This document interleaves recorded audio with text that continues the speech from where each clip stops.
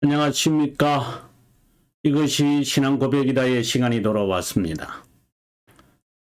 이 강의에 오신 것을 환영합니다.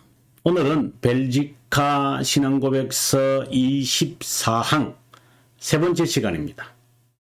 거룩함, 믿음과의 이 관계에 관하여 세 번째 이야기를 하고 있는데요. 그리고 더 나아가서 우리는 이제 선행으로 선행으로 아마 우리가 이야기를 향하여 갈 것 같습니다. 자, 그러면 원본부터 우리가 한번 보고 우리가 들어가도록 하겠습니다.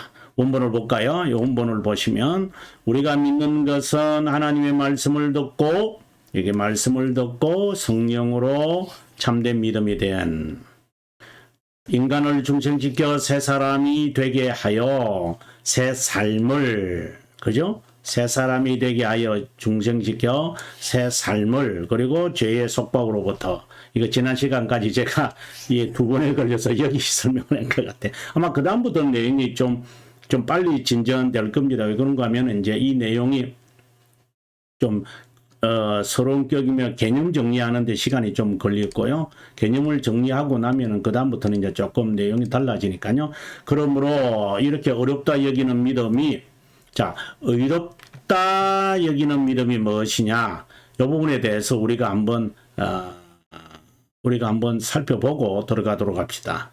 어렵다 여기 읽고 난 데 갈까요? 어렵다 믿음이 경건하고 거룩한 삶을 무력하게 하지 않는다 이 말이죠. 하지 않는다, 뭐 거리가 멀다라는 말이, 반드시 어렵다 여기는 믿음은 거룩한 삶을 살게 할 것이다 이렇게 하고 있는데, 우리가 한번 보도록 하겠습니다.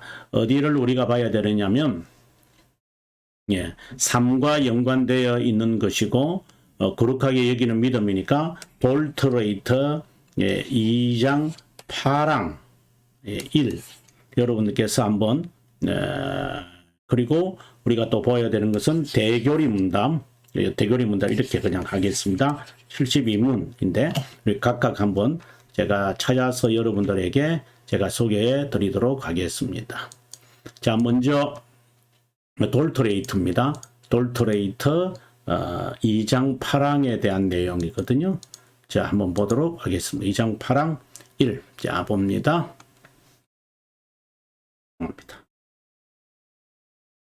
여기 보시면은 8항이죠.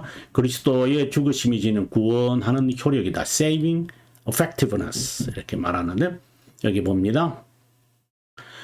뭐 앞에 있는 내용 당연히 이게 읽어야 되겠고요. 하나님 아버지의 주권적 방침이며 그분의 가장 은혜로운 의지와 목적이었기에 그분 아들의 귀중한 그리스도죠. 중보자의 가장 고귀한 죽으심이 베푼 소생과 구원의 효과는 선택된 모든 자, 아주 중요한 이야기죠. All the elect 에게까지 어떻게 돼요? 뻗어 나간다. Extend to all the effect. 왜냐하면 선택된 모든 자에게 어떻게 뻗어 나가느냐? 여기에 분명히 말했죠. 그들에게만, 아주 중요한 말입니다. 그들에게만 all the effect alone, 그들에게만 무엇을 주신다고요? 어렵다 여기는 믿음을 주신다. 이렇게 말을 해요. 어렵게 여기는 이 믿음을 주시기 때문에 라고 하는 이야기. 자, 그리고 난 다음에 우리가 70 대교리 문제 72문으로 간다 그랬잖아요. 70문 한번 봅시다. 이것도 이제 믿음에 관한 이야기인데 이게 분명히 정의를 해야 됩니다. Justified faith, 선택된 모든 자들에게만, 그렇잖아요. 분명히 돌트레이터 2장 8항에서 선택된 모든 자, 그렇죠? alone, 그들에게만, all the elect, 좀 죄송합니다. all the elect, 그들에게만, alone. 자, 주시는 이 어렵다 여기는 믿음. 지금 우리의 지금 초점 여러분 잊지 않았으면 좋겠습니다. 여기서 말하는 어렵다 여기는 믿음이 지금 이래서 그렇게 말하잖아요. 어렵다 여기는 믿음은 거룩한 삶을 반드시 살게 한다. 이렇게 말을 되어 있기 때문에 이곳에서 초점을 놓치지 말고 우리가 왔습니다. 어렵다 여기는 믿음은 하나님의 영과 말씀으로 우리의 심정의 역사를 했다. 그것은 지금 우리가 보았던 가로 1이었죠. 그러니까 벨지카 24항 괄호 1에 대한 내용이었습니다. 그죠? 예. 그리고 참된 믿음이라고 했는데 이것은 이제 괄호 2에서는 어렵다 이거는 이런 어렵다 여기는 믿음 이랬거든요. 예. 이런 어렵다 여기는 믿음은 그러니까 여기과 같은 말. 그래서 이런 같은 맥락이 흘러요 실제로. 그래서 서로 견주면서 우리가 답을 찾아가는 게 좋겠어요. 이것은 구원하는 은혜다. 죄인은 자신의 죄와 비참을 깨닫게 되고 요 사이에 이제 이런 이제 회개가 나온다는 말이죠. 이건 회개를 말하거든요. 자신의 상실된 조건에서 스스로와 다른 피조물이 자신을 회복시킬 수 없다는 것을 깨닫기에 회개한다는 겁니다. 그 다음에 복음에 있는 약속의 진실함을 동의할 뿐 아니라 여기에 이제 진실함이라는 이 말이 이제 나중에 확신과 관련되는 거예요.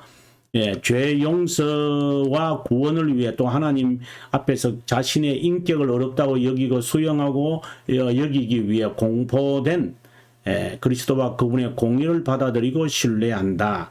그 다음 73항에 가보면 믿음이 하나님 앞에서 우리를 어떻게 어렵게 여깁니까? 잘 보십시오. 잘 보십시오. 믿음이 그 믿음이라는 거죠. 여기 보면 믿음이 어떻게 하나님 앞에 어렵다 하는 믿음이 될 수 있습니까? 믿음이 하나님 앞에 죄인을 어렵다 여기게 하는 이유는 믿음을 동반하는 다른 은혜나 믿음의 결실이 선행 때문이 아니다. 선행은 결론적이죠. 믿음의 은혜나 믿음의 어떤 행위의 칭의를 위해 그에게 전가된 과 같은 것도 아니다. 그럼 뭡니까? 예. 그래서 믿음이라는 것은 바로 instrument다. 그냥 수용하는 거다. 수용하는. 여기 보면 뭐라고 됐냐면 he received, apply Christ and his righteousness. 죄인이 어떻게 하느냐? 그리스도를 수용하고요. 그리고 그분이 행하신 모든 사역들을 applied 적용하는 거예요. 정말 중요한 이야기를 하고 있습니다. 수용한다는 수용하고 적용한다는 이것을 믿음이 이제 도구라고 하는 이야기를 우리가 여러 곳에서 우리가 지금까지 봤거든요. 그렇잖아요. 자, 우리가 대표적으로 22항에 있는 내용을 우리 한번 보도록 합시다. 그 믿음이라는 것이 무엇입니까? 이야기했던 이야기인데요. 우리가 한번 보도록 합니다. 이게 22항에 있는 내용인데 벨지카 여기 보면은 믿음에 대해서 이렇게 말해요. 우리는 믿음으로만 행함이 없는 믿음으로 어렵다 여겨진다. 믿음 자체가 우리 어렵게 하는 것이 아니라 우리의 의신 그리스도를 우리가 영접한 하나의 도구다. 근데 지금 대교리 문답 73문에서는 뭐라고 하고 있어요? receive 그 다음에요. receive, apply 그랬어요. 지금 여기서는 we embrace Christ our righteousness 라고 했는데 이게 이제 적용하는 거라고 그랬잖아요. applied Christ and his righteousness. 우리가 다시 한번 볼까요, 여러분? 아주 중요한 이야기를 우리에게 하고 있는 거예요. 저는 이런 부분이 우리들에게 매우 중요하게 받아들여야 된다. 서로 비교하면서. 자, 13문이니까 여기 보실까요? 죄인이 그리스도와 그분의 공의를 수용하고 적용하는 도구라는 것뿐이다. 무엇이요? 믿음이라는 것은 여러분 명쾌하지 않아요? 수용한다는 게 뭘 수용한다는 거지? 수용하도록 하나님이 우리들에게 어떻게 해요? 우리의 마음을, 우리의 심정을요 밝혀요.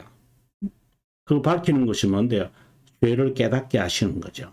여기 72문에서 이제 그 이야기를 자세하게 말하잖아요. 어렵다는 믿음이 있으면 죄인은 어떻게 되느냐? 이렇게 되어져요. 이렇게 되어져요. 신뢰하게 되어져요. 그죠? accepting 하게 되어져요. 자, 그럼 그게 내용이 뭡니까? 했을 때 이거예요. Christ and his righteousness. 이거예요. 자, 그럼 오늘 우리가 22양으로 한번 가볼까요? 우리가 지금까지 보았던 22양의 내용을 우리 한번 볼까요? 22양이 이렇게 말하잖아요. 그죠? 뭐야?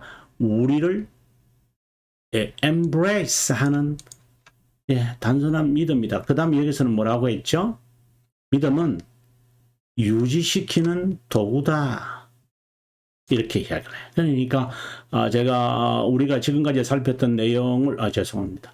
우리가 지금까지 살폈던 내용을 여러분께서 보시면 아마 이 내용을 아마 이해할 수 있을 거예요. 자, 그러면 계속해서 한번 보도록 하겠습니다. 어렵게 여기는 믿음, 경건하고 거룩한 삶, 적용을 해야 되니까요. apply 해야 되니까. apply를 하지 않는 경건하고 거룩한 삶이 없는, 다른 말로 말하면 무기력한 삶, remis 하는 것은 사실이 아니다. 그 다음 그 믿음 없이 여기에 중생은 그 믿음이 있어야 인간은 하나님을 향한 사랑에서 나는 어떤 것을 모든 것을 행할 수 있다 이 말이죠.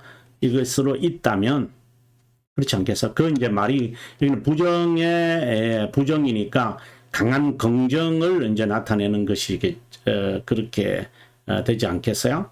그렇죠? 예, 강한 긍정을 지금 말하는 겁니다. 그래서 하나님의 사랑으로 향하여 있기 때문에 이기적 사랑이 아니죠. 이기적 사랑과의 싸움을, 그래서 이기적 사랑에 있기 때문에 하나님을 향하여 나가지 못해요. 그것은 아직 중생의 경험이 없는 거예요. 그래서 뭐 아직도 뭐 나는 믿음이 있는데, 믿음이 있는데 나는 아직 뭐 실천하지 못하고 있습니다. 뭐 이런 이제 이야기를 하는 것은 좀 저는 옳지 않다고 봐요. 자, 여기에 제가 그 해설자용 제가 쓴 이제 해설자용인데요. 여러분 해설자용 잠깐만요. 제가 제가 쓴 해설자용 책의 125페이지입니다. 125페이지에 보면은 제가 이제 설명을 하고 있는 것이 있습니다. 이게 하나 주석이 있잖아요. 이거 볼까요? 이런 재능들이 정상일 때 정신을 올바로 두고 평하거나 제대로 된 정신을 가졌다고 말한다. 하지만 타락으로 인해 이 재능들은 전적으로 부패하고 말았다. 정상적인 역할은 불가능하다. 이기적으로 향하여 하나님의 선하심을 선택할 만한 의지를 가지지 못했다. 이렇게 돼 있죠. 그래서 인간이 이기적인 것으로 향하여 있는 모습을 우리에게 말하고 있습니다. 그럼 다시 본문으로 돌아올게요. 이기적 사랑에 있기 때문이다. 그래서 하나님을 향하지 않는다. 그러니까 이것은 이제 중생이 되었음을 지금 이야기하는 거겠죠. 그죠? 하나님을 향했다라는 이 믿음은 결국은 이제 어렵게 하는 믿음을 지금 설명하는 거죠. 그래서 이기적 사랑에서만 나오는 게 아니고 하나님의 선하심이 무엇이냐. 다른 말로 말하면 하나님의 선하시고 온전하시고 그리고 하나님의 선하시고 온전하시고 기뻐하시는 뜻이 무엇인지 분별하도록 하라. 이런 중생이 된 사람들이 이기적 사랑에서 이제 하나님의 사랑을 향하여 가는 사람들이 행하는 것의 행동의 지침을 지금 우리들에게 말하고 있는 것이죠. 자, 그 다음에 아직 이제 여기는 하나의 복선을 까는 것 같아요. 이제 선행을 향하여 이제 가는 하나의 과정이거든요. 그래서 이제 여기까지는 거룩한 어떻게 본다면은 믿음과 거룩함의 이 관계, 참된 믿음이라면 어렵다 여기는 믿음이 있다면 거룩한 삶, 경건한 삶 그것을 하게 되어 있습니다. 이제 거기에 대한 전제를 하는 거죠. 그러고 난 다음에 그 결과는 이제 사항으로 우리가 가겠지만 그거는 우리가 내일 보도록 하고요. 오늘 3호로 이제 마무리하도록 하겠습니다. 자, 3호로 보겠습니다. 그러므로 이것은 이제 야고보 사도가 우리들에게 행함이 없는 믿음을 이렇게 말하는 것과 저는 같은 맥락이라고 봅니다. 이런 거룩한 믿음이 인간 안에서 결실을 보지 못한다는 것은 불가능하다. 반드시 결실을 보게 되어 있다. 왜? 이런 결실이 오게 되어 있다. 믿음에는 증거가 있어야 되는데 거룩한 삶이라고 하는 우리가 첫째 시간에 우리가 보았던 기억나셔야 됩니다. 거룩한 믿음이 인간 안에서 결실을 보지 못한다는 것은 이것은 다른 말로 한다면 믿음의 증거죠. 증거. evidence. evidence가 있어야 한다. of true 그리고 lively faith. 이것이 있다면 그 증거가 뭡니까? 그 다음에 이제 설명을 하는 겁니다. 결실이 있다. 결실이 없다는 it is impossible.